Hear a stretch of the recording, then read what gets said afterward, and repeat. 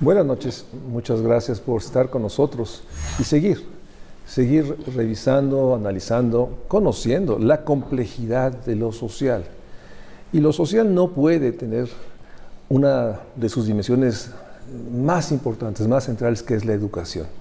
Por eso agradezco mucho a un amigo, a un experto, a alguien que todos los que estamos en estos temas hemos visto siempre en la discusión, reflexión, en la propuesta de habernos recibido a Pablo Yáñez. Pablo Yáñez, maestro de la universidad y sin duda ahora con una responsabilidad enorme, secretario de Educación, Ciencia, Tecnología e Innovación. Así es como dice el nombramiento. Pablo, muchísimas gracias por recibirnos aquí en la Secretaría. Al contrario. Y déjame plantearles al público que nos está viendo, hacer dos programas. Un primer programa en el cual podamos dar cuenta de la dimensión, la complejidad, porque los que hemos estado cerca de estos temas, sabemos que la Secretaría de Educación de la Ciudad de México es singular en sí misma. Así es. No, desde hace muchos años la autoridad educativa es la Ciudad de México y eso le ha llevado a un proceso, digamos, no diferente, pero sí con sus propios matices. Entonces, danos esta fotografía, esta visión de conjunto, de cuántos planteles, cuántas escuelas, cuántos alumnos, danos esta dimensión, digamos, de magnitudes, pero también de complejidad, de lo que ahora tienes enfrente, porque finalmente estás ante el enorme proyecto de que en esta nueva administración de Clara Brugada haya sin duda no solo avance, sino también una capacidad de dar cuenta de una manera de construir, pensar la educación, la ciencia, la tecnología y la innovación. Entonces, Pablo, muchas gracias por recibirnos. No, al contrario, Mario Luis, un gusto siempre conversar contigo. Bueno, la Ciudad de México tiene una infraestructura educativa muy grande, que va desde educación inicial, y me voy a referir después a este tema, hasta los estudios de posgrado. Digamos que hay un ecosistema educativo muy amplio, muy extenso, muy diferenciado, muy complejo y muy desigual también. En lo que se refiere estrictamente a la educación básica, que como bien lo señalas, hay un arreglo institucional singular entre la Ciudad de México y la Federación. Estamos hablando de números redondos, cerca de 2.800 planteles, más de 4.000 escuelas, porque ustedes saben que cada turno es una escuela en sí misma, una matrícula ligeramente superior al 1.000.000 de estudiantes, y por otro lado tenemos todos los sistemas de educación media superior, que son muy diferentes en la ciudad. Están los del Politécnico, los de la UNAM, los colegios de bachilleres, y la ciudad tiene un sistema propio, que es el Instituto de Educación Media Superior, que ya tiene 28 planteles y 32,000 alumnos. Y además pues tenemos todo el sistema universitario en la ciudad. En el caso de la SECTEI, de esta secretaría, tenemos que ver con la educación básica mediante una relación ahora excelente con la Federación, una relación de complementación, de apoyo mutuo, de visión compartida, que yo creo que eso también es muy importante, que nos está permitiendo tener avances muy rápidos. Incluso tenemos una mesa de trabajo permanente de coordinación con la autoridad educativa federal en la ciudad y las diferentes instituciones de la ciudad que tenemos que ver con las escuelas, que no solo es la Secretaría de Educación, es salud, es todo lo que tiene que ver con deporte, cultura, obras, todo lo social, medio ambiente, etc. Entonces, la educación como un espacio de condensación de los diferentes ángulos y dimensiones de lo social, eso me parece muy relevante. Por otro lado, tenemos una ciudad en la cual tenemos ya en promedio un nivel de escolaridad cercano a los 12 años. Yo creo que muy pronto ya vamos a poderlo tener en 12 años, pero cuidado, detrás de un promedio se esconden las desigualdades. Entonces no es lo mismo el grado de escolaridad que encontramos en algunas de las demarcaciones territoriales que en otras, o sea, en Miguel Hidalgo, Benito Juárez, Iztapalapa, Milpalta, etcétera. Entonces, nuestro enfoque, digamos que es un enfoque de abrir caminos y cerrar brechas. O sea, abrir caminos, nuevas perspectivas, nuevas ideas, nuevas aproximaciones y teniendo de manera muy clara la importancia de cerrar brechas. Y una de las que nos parece más relevante es la bajísima cobertura que tenemos en educación inicial. De 0 a 3. 0 a 3, 3 a 5. Hay poquísimo.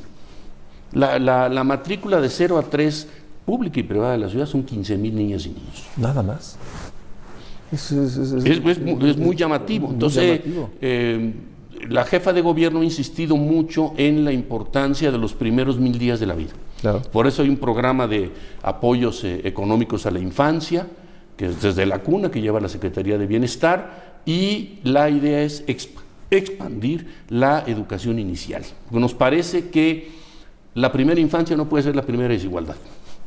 Y en ese sentido hay que cortar con esta transmisión intergeneracional de las desigualdades, baja movilidad social, y somos un gobierno que le va a dar muchísima importancia al sistema de cuidados, a la escuela como parte del sistema de cuidados y la relevancia de atender a la primera infancia.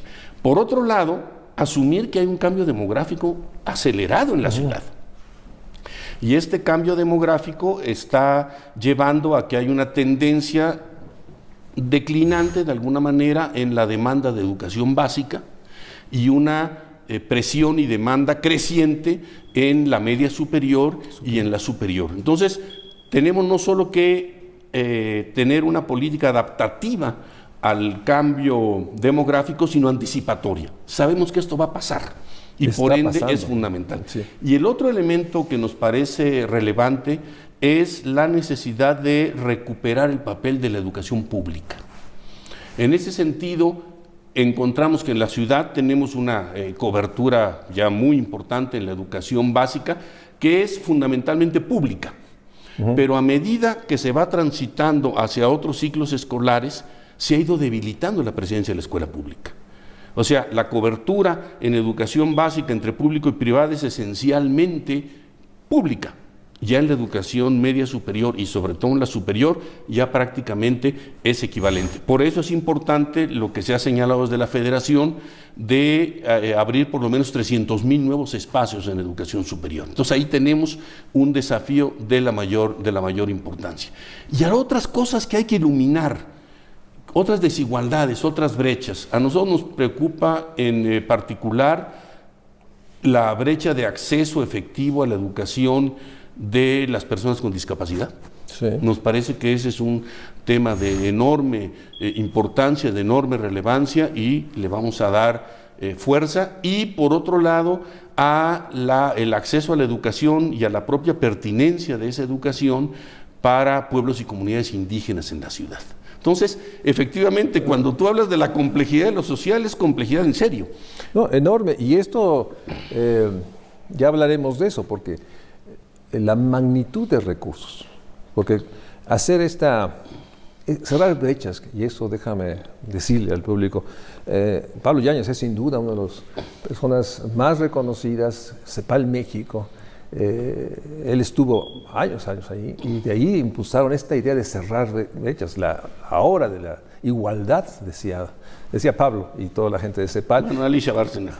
Alicia Bárcena, que era la titular. Y en ese sentido, déjame, ahorita regresamos en el segundo segmento, ahora sí como dicen, vamos por partes, porque sin duda los primeros 1000 días implica un enorme desafío. Y no solo desafío en términos de infraestructura, un tema que me gustaría, regresando del corte, es el tema de los profesores, de los maestros, del personal que hace visible esto, que finalmente también ampliar escuelas implica más profesores, más técnicos, una estructura que acompañe. Entonces, vamos a un corte y regresamos para que nos des la parte, déjame usar una frase que tú has usado, la economía política, la educación en la Ciudad de México. Háblanos de eso, o sea, porque hay que formar cuadros, hay que integrarlos, hay que recapacitar cuadros. Vamos a esa parte regresando del corte.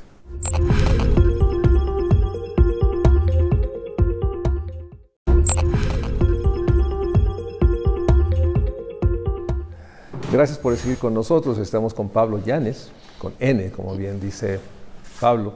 Y en ese sentido, háblanos de esta dimensión, porque finalmente, tú lo has dicho, yo te he oído muchas veces, lo social, lo educativo es una relación de gente con gente. Exactamente. O sea, es una relación, pero háblame esta parte de, digamos, los trabajadores, las estructuras que están adentro, y después hablamos también de esta enorme fuerza que tiene la educación en general, la relación con la comunidad. Es el espacio fundamental de la escuela donde vemos todas las tardes o todos los días, en la mañana, a las 12, a los padres de familia esperando, acompañando a sus hijos. Ahí está la comunidad y es una estructura enormemente importante, ¿no? Que la primera interrelación es con el director de la escuela, con los profesores, es la comunidad se une ahí, pero háblanos de esta parte, digamos, humana del equipo, la gente que está operando esta 4,000 planteles, escuelas, etcétera, y que pues van a tener que ser mucho más y vas a tener que requerir de más personas. Sí, por supuesto. Ahora, es fundamental, el punto de partida es que las transformaciones educativas tienen que hacerse con los maestros, no contra los maestros. O sea, el gran aliado, el gran motor de la transformación educativa es el magisterio, y eso ha sido probado a lo largo de la historia del país. Así es, ¿sí? Entonces, nos parece, primero, que es una fuerza motriz de la transformación educativa, el magisterio. Estamos, además, en un momento de grandes desafíos, porque hay que estarse reeducando de manera permanente, reentrenando de manera permanente, y no solo el magisterio, el funcionariado público en general. A mí me gusta mucho lo que dice Edgar Morán sobre que el papel de la educación es aprender a aprender y aprender a desaprender. Y a veces es más difícil aprender a desaprender que aprender a aprender. Y en ese sentido, pues en conjunto con la federación, se impulsan procesos de capacitación, reflexión, discusión, sobre todo porque además se está viendo un cambio muy importante con la nueva escuela mexicana. O sea, eso implica también que se requiere formar, transformar, innovar. Aquí la innovación en materia educativa es muy importante. Y hacer propios los nuevos libros de texto. Así es, exactamente. O sea, la apropiación social, comunitaria y gremial, si lo queremos poner así, es un asunto completamente estratégico. Recolocar a la escuela en el centro de la comunidad. Eso nos parece una cosa muy importante. Y aquí hay dos elementos que quisiera yo nada más tocar porque nos parecen relevantes para la propuesta. Es el papel de la escuela dentro del sistema público de cuidados, que ese es un asunto fundamental, y por eso la jefa de gobierno está insistiendo mucho en la importancia de la formación extracurricular, la ampliación de los horarios, hacer de la escuela un espacio de desarrollo de las potencialidades, capacidades de las niñas y los niños, y tener una escuela abierta a la comunidad. Yo creo que es un asunto sobre el que vamos a tener que estar trabajando y reflexionando, porque hay una especie de paradoja en que la infraestructura social más grande de la ciudad es la escolar, de lejos. O sea, la cantidad de planteles, su ubicación territorial, su presencia en prácticamente todas las comunidades, etcétera. Pero al mismo tiempo es la que tiene un uso menos intensivo. O sea, los horarios son todavía muy restringidos, las escuelas están cerradas los fines de semana. Y déjame tocar un tema central que mucha gente pregunta, la escuela es tiempo completo. Lo hemos comentado, no hay duda que este horario extendido con una alimentación adentro genera, en términos de cuidado, en términos de desarrollo, un enorme avance. Y hubo señalamientos muy importantes, y sigue habiendo, de que ese debía ser uno de los caminos centrales, irnos a escuelas de tiempo completo, sobre todo en lugares donde el tiempo de cuidado, los niños llegan después de la escuela a lugares solos, mejor que se queden, coman ahí, hagan actividades y ya a las 5 o 6, etcétera. ¿Cuál es el planteamiento ahí? Nosotros coincidimos plenamente con esa idea. Hay que recordar que en la ciudad hay escuelas de tiempo completo y escuelas de horario extendido. Así es. Y nos parece que esto es fundamental en dos sentidos. Por un lado, para el mayor desarrollo de capacidades y aprendizajes de niñas y niños. No se trata de que sea más extendido y saber qué hacen. No, se trata de llevar, y eso ha insistido mucho la jefa de gobierno Clara Brugada, en actividades escolares, deportivas, artísticas, musicales, por ejemplo, está este programa de crear orquestas en todas las escuelas públicas de la ciudad, mayor aprendizaje de idiomas, acercamiento a la tecnología, desarrollo de habilidades socioemocionales, que es una cosa muy, muy importante. Y por otro lado, abatir la pobreza de tiempo de padres y madres. Así es. O sea, los horarios implican que es extraordinariamente difícil poderse dedicar a otras actividades cuando a las 12:30 se corta la jornada porque hay que ir a recoger a niñas y niños. Entonces, nosotros vemos las escuelas de tiempo completo, de horario extendido, de formación integral, habrá que buscar el nombre más propicio, pero como un elemento tanto en el ámbito educativo como una herramienta para abatir pobreza de tiempo, particularmente podríamos decir que mujeres. Es una de las estrategias centrales que en este periodo sin duda va a estar en el centro, con todas las implicaciones que tiene presupuestales, con todas las implicaciones, pero sin duda el beneficio que ha mostrado, la experiencia, hay una demanda real para extender este modelo. Y la escuela inicial. Se van a formar lo que llama la jefa de gobierno los cucos, los cuneros comunitarios, y ha estado planteando que logremos alcanzar hasta 300 nuevos centros de desarrollo y cuidado infantil. Es un inicio muy importante y además colocar el tema, es que eso es lo que es fundamental. A veces en política pública lo más relevante es estar en el radar.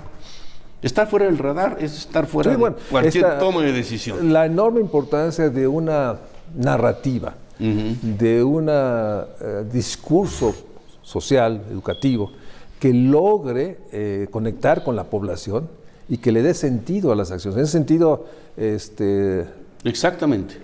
Es parte, yo te lo digo, como tu amigo y conocedor, tus atributos, darle un contenido narrativo que la población sienta que están las autoridades en sintonía y que reconocen esta enorme importancia de la escuela. Pero déjame preguntarte, nuevamente, ¿cuántos maestros hay? ¿Cuántos profesores? Porque ¿de cuánto estamos hablando? ¿Cuál es, qué personal depende de esta secretaría? Bueno, de esta secretaría dependen esencialmente los más de 1,200 profesores del Instituto de Educación Media Superior. Y todo el personal que trabaja en lo que llamamos el subsistema de educación comunitaria, que conocemos como Pilares, que tiene que ver con una gran... también Pilares está dentro de la Secretaría. Es el subsistema de educación comunitaria, está dentro de la Secretaría. Y tenemos también profesores en cursos en línea, tenemos procesos de acreditación del bachillerato, tenemos un bachillerato policial en donde se ha buscado la elevación del nivel académico de las y los policías, pero esencialmente el grueso del profesorado pues depende de la Secretaría de Educación Pública por este arreglo institucional singular. Las secciones sindicales, las 3 que hay en la Ciudad de México, sus relaciones con el gobierno federal. Así es. Es muy importante porque esa parte a veces se pierde. No, así es. Son autoridad educativa, pero la relación laboral la lleva el gobierno federal. Así es, exactamente. Y eso es parte del arreglo que se dio en los 90. En los 90, sí, cuando fue la descentralización educativa. Que por razones político-administrativas se decidió este arreglo que es el que finalmente persiste hasta la fecha. Y que ahora afortunadamente pues está funcionando de manera muy fluida, muy bien, con mucha... colaboración entre las instituciones y con este propósito común de hacer de la escuela pues esta palanca del desarrollo, este cimiento del bienestar, cemento de la comunidad. Entonces, en ese sentido, además, pues para este año va a iniciar un proceso muy importante de mejora de la infraestructura educativa, que es un asunto que nos parece muy relevante. El entorno del aprendizaje importa mucho. Sin duda, y ahí déjame plantear, porque nuevamente tú lo hemos comentado, el entorno sí es la escuela hacia adentro, bardas, la enorme realidad, lo veo porque en la UNAM es una realidad el tema de la impermeabilización que tanto daño nos hizo por malas impermeabilizaciones o mal mantenimiento, pero también el entorno inmediato. Exactamente. Este es un entorno muy importante y nosotros vemos con preocupación que afuera de la escuela no solo está el tema vial, que a veces no está la señalización, está la saturación de los espacios por comercio informal. O sea, sí es un tema que requiere la acción de todo el gobierno hacia la escuela. Exactamente. O sea, tú vas a tener, o estás seguramente, con una comunicación con los alcaldes. Sí, claro, con los alcaldes, con la Secretaría de Obras. Se ha planteado inclusive la idea de las ludicalles, que eso lo trae la jefa de gobierno. ¿Qué sería? Que sería que los espacios en los entornos escolares sean no solo espacios seguros, sino espacios en donde se permite el juego, se permite la interacción con la comunidad. Porque hemos abandonado la calle. Sí. Como espacio, nosotros pertenecemos a una generación que jugábamos en la calle todos los días. Así es, ya ahora es impensable. Exactamente, entonces recuperar la calle como un espacio también de encuentro, de goce, no solo de tránsito. Eso implica una reordenación de, digamos, de la infraestructura urbana, de calles peatonales, acceso. Estamos cerrando el primer programa. Déjame cerrar con una sola pregunta. O sea, en la Federación se decidió crear una Secretaría de Ciencia y Tecnología y mantener educación. Aquí está, digamos, el modelo anterior. Todo está en una secretaría. No se optó por una división como se hizo en la nueva Secretaría de Ciencia y Tecnología. Bueno, en realidad, un poco la biografía de esta institución tiene que ver con, primero, había una Dirección General de Asuntos Educativos muy pequeña en los inicios del gobierno de Cuauhtémoc Cárdenas y de López Obrador. Después se creó la Secretaría de Educación. Durante el gobierno de Marcelo Ebrard se creó el Instituto de Ciencia y Tecnología. Después se convirtió en Secretaría de Ciencia y Tecnología.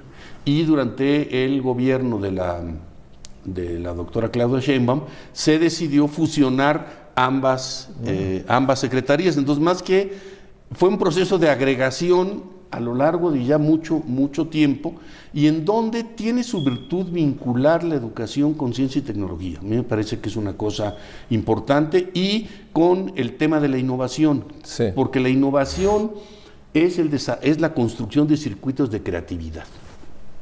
Y en ese sentido, la vinculación entre educación, investigación científica, innovación puede ser virtuosa. Vamos a un nuevo programa. Déjenme decirles, en el siguiente programa hablaremos, porque finalmente también Pablo Yáñez fue fundador del Consejo de Evaluación de la Ciudad de México. Y entonces ahora vamos a entrar al siguiente programa, por eso los invito a que nos acompañen, la evaluación, porque los indicadores, ¿no? La eficiencia terminal, la deserción escolar, el aprendizaje, son temas que están ahí, y obviamente porque somos todavía parte de estas décadas COVID. O sea, una población que tuvo que tener nuevos modelos de aprendizaje, que tuvo un costo y que requiere que la escuela retome, porque hay generaciones que pasaron su secundaria, digamos, en confinamiento, o su primaria, y eso tuvo graves impactos, que de eso hablaremos en el siguiente programa. Por favor, acompáñanos en la siguiente emisión de México Social.